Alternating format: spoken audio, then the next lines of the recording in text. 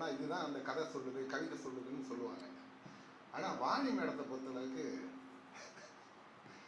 ஒரு நாள் நைட்டு 10 மணிக்கு கூப்பிட்டு நீ போடுறியா இல்லையா 1 ஹவரில் எனக்கு ஒர்க்கு கொடுத்தே ஆகணும் அப்படின்றாங்க. வேற வழி இல்லாமல் இருந்த ஓவியத்தை தான் நான் கொடுத்தேன். நான் ஏன் அதை சொல்கிறேன்னா, ஒரு ஓவியம்ன்றது வந்து அதுவும் பர்டிகுலராக அந்த அட்டை படத்துக்கு நான் கொடுக்குற ஓவியன்றது வந்து இந்த கவிதையோ கதையோ வாசிக்கிறது வந்து அங்கிருந்தே தொடங்குதுன்னு நான் நம்புறவன் நான். ஏன்னா அங்கேருந்து நீங்கள் முதல்ல வந்து முகப்பை பார்த்துட்டு தான் வந்து நீங்கள் பக்கத்தையே புரட்டுறீங்க. அப்போ அங்கேருந்தே வந்து உங்களுடைய கவிதைக்கான ஒரு சின்ன தூண்டுதலை வந்து அதை ஏற்படுத்தணும்னு நினைக்கிறவன் தான் நான்.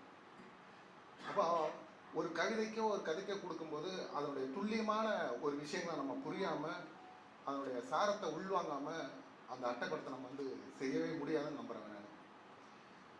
ஒரு கேன்வாஸுக்கு முன்னாடி ஒரு ஓவியத்தை வரையும் போது எப்படி வந்து நம்ம அதை பார்க்குறனோ அந்த ஓவியத்தை வந்து வரைகிறதுக்கு நான் வந்து என்ன உள்வாங்கிட்டு வெளிப்படுத்துகிறனோ அப்படி தான் நான் வந்து ஒரு ராப்பரையும் நான் வடிவமைச்சிட்டு இது வரைக்கும். ஒரு டிசைனராக வந்து நான் அந்த ஒரு வடிவமைப்பை நான் பார்த்ததே கிடையாது. மேடம் திலகா அவங்களுடைய ஒரு கவிதை கூட நான் படிக்கலை. நான் கண்டிப்பாக படிச்சிருக்கணும். படிக்கணும், அவங்களுக்கான அது டைம் கொடுக்கணும். கொடுத்தாதான் வந்து நீங்கள் இது வந்து இந்த கவிதை வந்து என்ன சாரத்தை சொல்லுது அப்படின்னு ஒட்டு மொத்தமாக நான் அதை எடுத்துட்டு அதுலேருந்து தான் நான் கொடுக்க முடியும். இருந்தாலும் வாணி வந்து அவசரப்படுத்துறதுனால வேறு வழியே இல்லாமல் என்னுடைய ஓவியங்களை கொடுத்தேன்.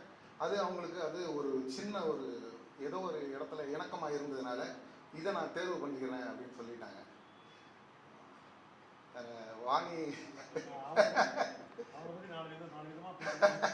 வாணியோட பழக்கம் வந்து எனக்கு வந்து ஒரு 15 வருஷம் வெறும் சண்டை தான், ஒரே சண்டையில் தான் இருக்கும். எந்த ஒர்க்கு கொடுத்தாலும் அவங்கள வந்து அவ்வளோ ஈஸியாக திருப்திப்படுத்த முடியாது.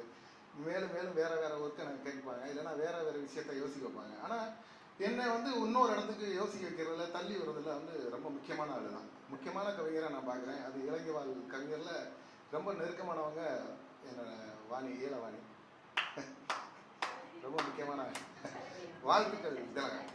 தேங்க்ஸ்.